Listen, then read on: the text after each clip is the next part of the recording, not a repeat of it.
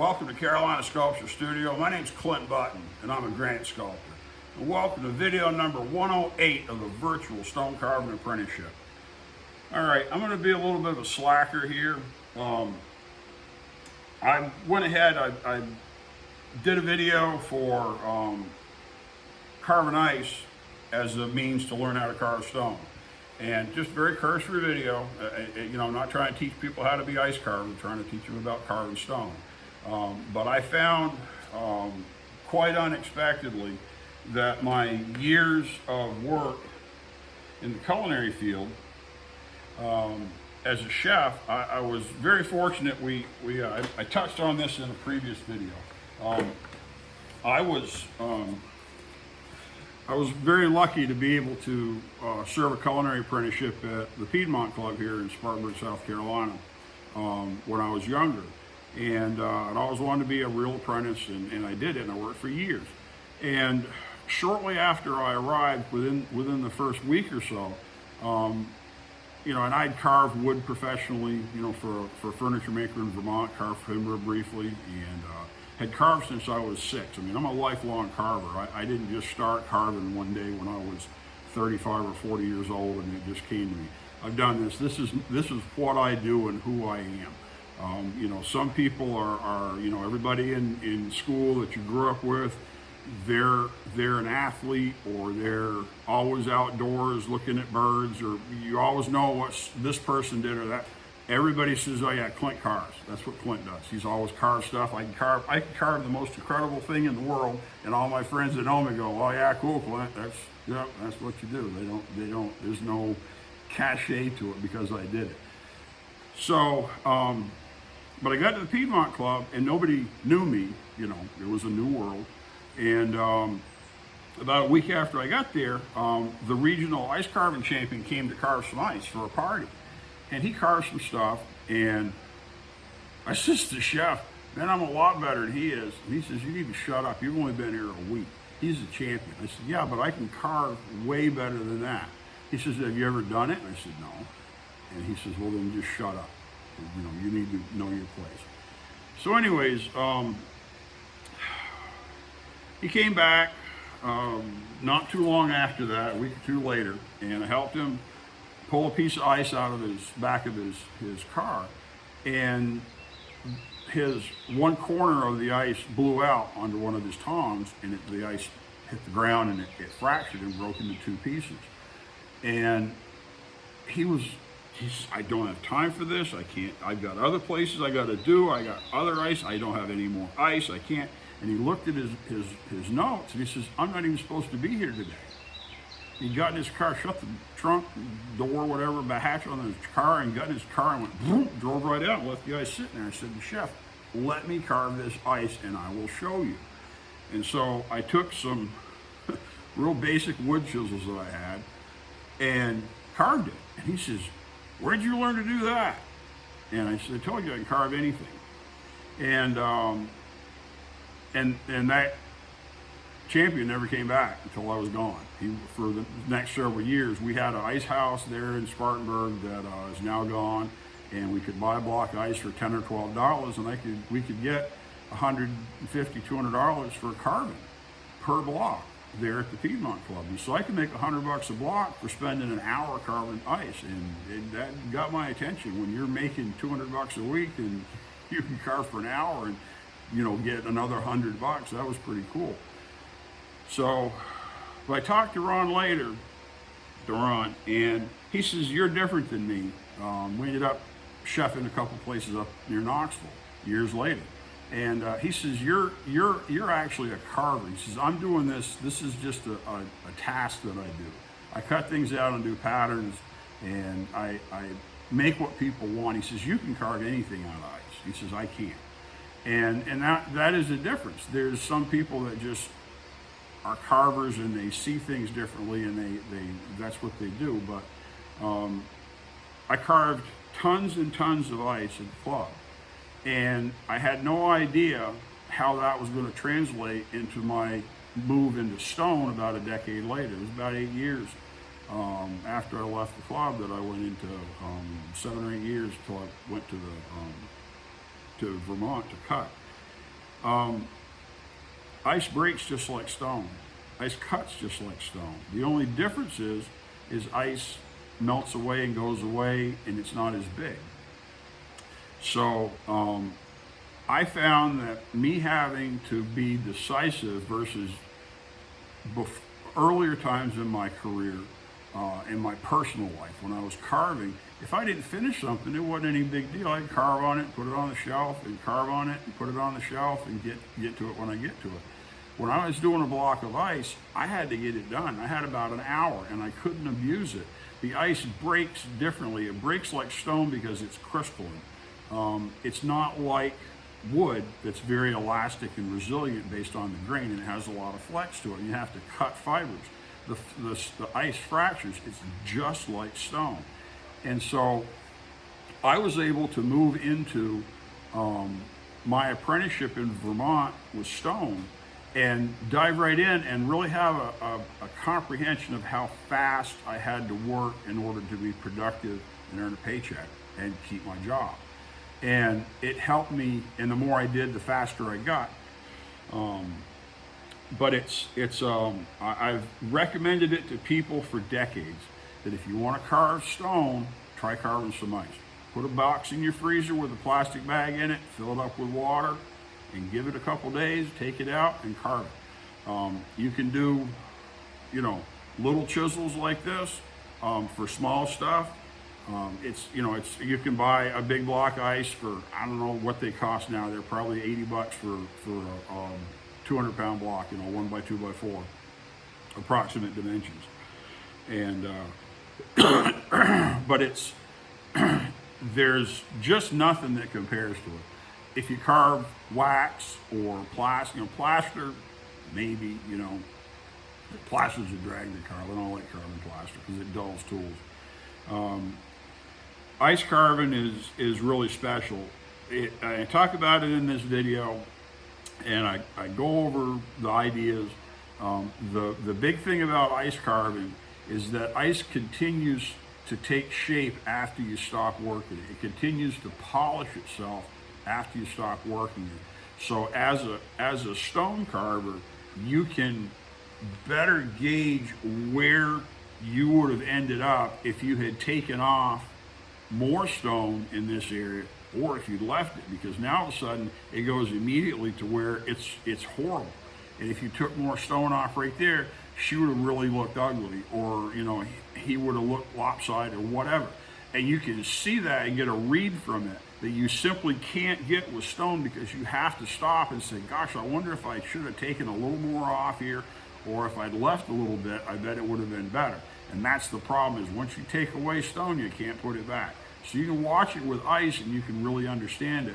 And then at the end, there's nothing to clean up. I've already hauled off, several hundred pounds, a few hundred pounds of stone just from this big die I'm working on now, and I'm barely even starting on. I'm going to cut probably at least a ton off this one block of stone for this big angel.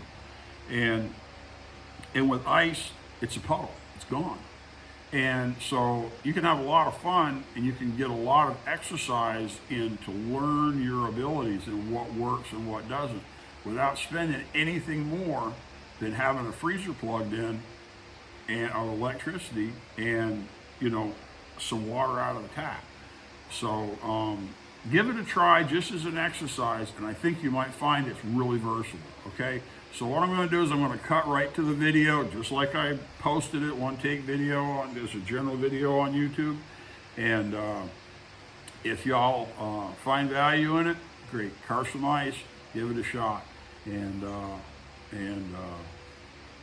we'll see you back on, back here in the regular. We'll just go back and get back into the angel.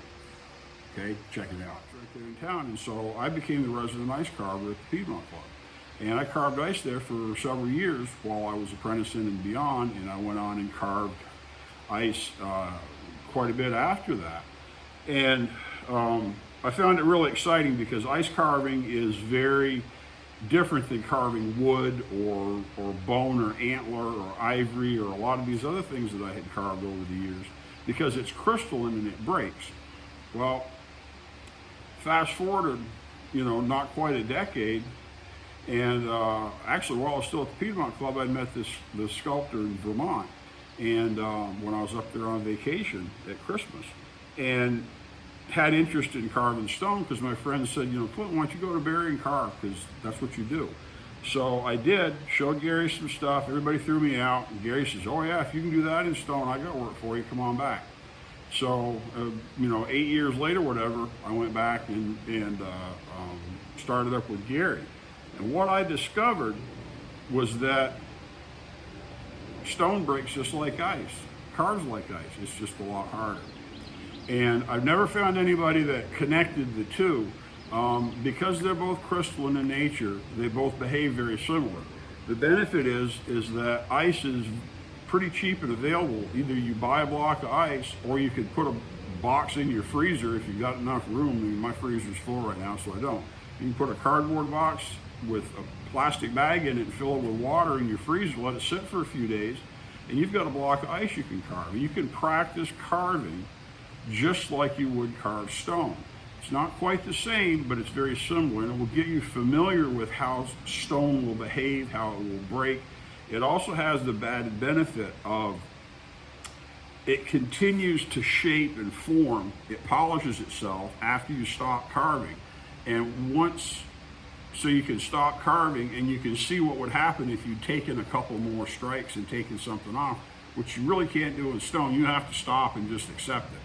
So I wanted to go through my kit real quick with you and suggest this, that if you want to carve stone, try carving some ice. You might be really happy with what you did.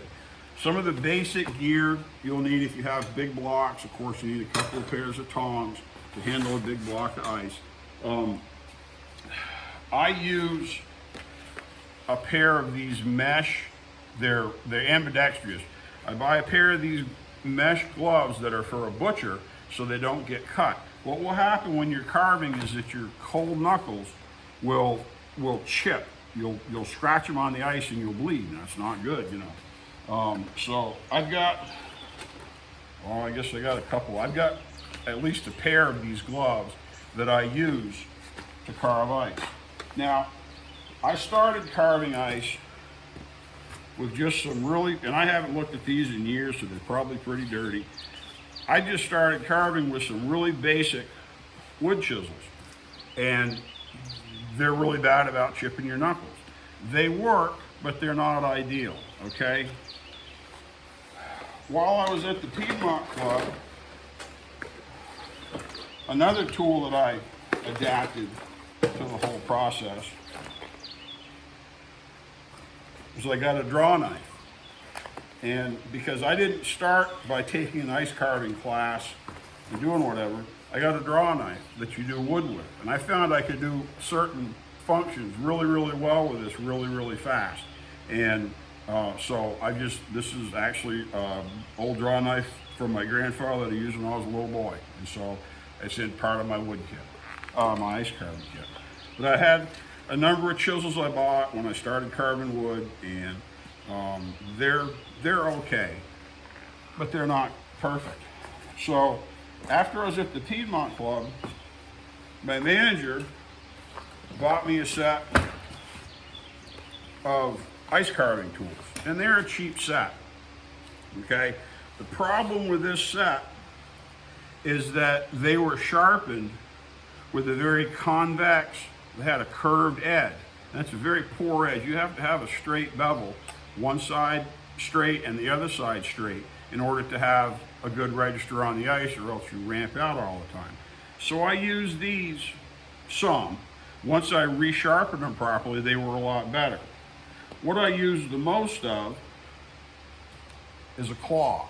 And this claw, this multi-pick, you shave your ice off to rough it into shape, and then you smooth it with these chisels, okay? I like these, but the Japanese tools that are extremely expensive are very long, so you have a lot of leverage. I used a chainsaw. I'll get out my little Makita chainsaw. It's electric. Speed is your friend. Put a longer bar. in a different chain, and this is the high speed. It's probably outdated now. There's a hummingbird or something like that that people like to use. And I've got a few other odd tools in here. Nothing crazy. But I wanted something more than this. And so what I did is I literally went to the junkyard and got a couple of pieces of leaf spring, and I sharpened them and made them into big chisels. And they're fantastic. They give you awesome leverage. And because of the bevel being on opposite sides, that you can reach into, I think these are opposite. It gives you ability for clearance to reach under and into things very well. Also tried to develop a hollow grind, so there's a euro under there, and that really helps with how well they cut.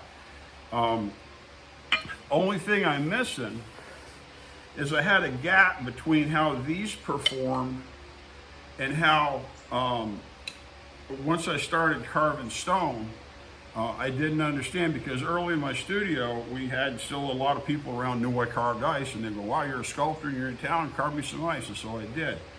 So what I did, I don't have it now because I loaned it to somebody and never saw it again, and I hadn't made another one.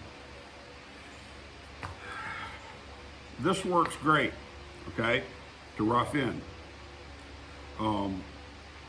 When you carve marble or soft stone, the benefit, I'll show you the tool. I want to talk about the grain structure of the different material. This takes off stone in a fractured way. It doesn't cut it off like a smooth chisel does. This really just made for smoothing and not bulk removal. Okay, so I like this, but then I had learned about carving stone and carving soft stone and using either a claw or a tooth chisel. So I took one of these and I took my side grinder with just a plain cutoff wheel and I segmented it like that and made it into a tooth chisel. And this is just a piece of scrap steel. I don't have a spare one. Like I said, somebody stole my good one. This one, I think, I've been places where I've been out of town and somebody wanted me to carve ice, and literally just go to the junkyard and buy a leaf spring, and you can carve 90% of the job with one or two leaf springs. And make more than enough money to validate borrowing a couple tools to do it. Making a couple of these, one with a bevel on one side and one with a bevel on the other side, just like these, provides you a really good kit. You have a lot of leverage with this. You can make it as long, you put a longer handle if you want. You can twist it, it's got good mass. They work fantastic. But when you have ice, but this is one of the things I really love. Boy, having a tooth chisel like that, having a couple of these and a couple of these, you can really carve some ice. Now, ice has a crystalline structure, okay? If the ice is frozen, and this is a piece of aluminum, you take a piece of metal and you'll dress your ice to smooth it. And that'll just melt it flat and it'll make it real glossy. When you buy cheap ice that's got a great big cloudy area in the center, the way the ice does is if it's frozen in a jacket like this, like the old ice I used to carve, what happens is it freezes from the outside in, and all of the dissolved gases, if the water hadn't been boiled before it was put into the mold to help eliminate gas, all of those dissolved gases will be trapped, and as the top freezes, they're trapped in the center. You'll have a big cloudy streak in the center, and it's a weak area. And so that's cheap ice and inferior ice. If you have carving quality ice that's much more expensive, it will be frozen horizontal like this, and they will continuously flush the center out so that the ice freezes from the outside in, and all those gases come to the top, but they flush that off, and so it has very little in terms of dissolved gas or gas bubbles in there. And that's where you can take a piece of metal like this and rub the top, because that ice will have a hump on one side. The regular vertical jacket will have a hump on one top, okay? But as you carve this ice, you could put a box in your freezer with a bag in it and fill it with water. And it will make a block of ice that you can practice carving on. And like I said, I don't have a block of ice to show you. This is what I recommend for people who want to carve stone. It's much more analogous to carving marble, but what it will do is it will teach you how to work fast and deliberate without abusing the kneading, because a lot of people think you can just beat stone to death. You can't. And with the ice, what happens is you'll have about an hour. You have to bring the ice out and let it warm up a little bit, because if you just start carving it, it will go poof, and it'll just pop and break as the internal stresses, cause the rest of the ice to let go, and it just breaks. But you've got about an hour to work the ice, out of the sun. You don't want to do it over, on a carport or under a tent or something. And then at the end, you can watch how it continues to change. And you can also, nothing to clean up, it's a puddle. And so it's way more economical to learn how to carve and how the stone is going to behave. So when you spend the money to buy a quality piece of stone, like I've got a 4-ton block of stone here that I'm working on that we're on top of right now. Look at the stuff in my video channel, lots and lots of different projects. And this stone costs several $1,000s. I can't just pretend and hope it goes okay. I got to know that it's going to go right. By carving ice, I learned how to carve fast and deliberately and not abuse the material. And I don't know what else is a better way. There's lots of videos on ice carving, lots of books on ice carving. I don't know of any of them that have ever compared it to carving stone. If you're going to carve stone, try some ice. If you haven't done it, try some ice. If you've got something you want to do for an exercise, try some ice. I think you'll really like it. The only downside is if you carve for years with pneumatic tools like I have, now I can't carve ice because I've got so much nerve damage in my hands that it just doesn't work. So, check it out. Check out my other videos. I got a full apprenticeship series on YouTube. Big playlist with well over 100 videos at this point, and lots of projects. And but if you're wanting to carve stone, try carving ice. I think you'll like it. I hope you enjoyed that video on carving ice to carve stone. It's a novel approach. I don't know anybody that's ever suggested it before. It's what I recommend to anyone that comes in and they're on the fence about trying it, and they don't have the money and they don't have all the fancy tools, and you do it with real basic stuff. So we'll get back into carving this angel, but had brought this up, talked about it in comments with somebody else, and I wanted to suggest it and recommend it. Carve some ice. Love it. My name's Clint Butt, and I'm a granite sculptor here at Carolina Sculpture Studio with a virtual stone carving apprenticeship. Thanks for coming in.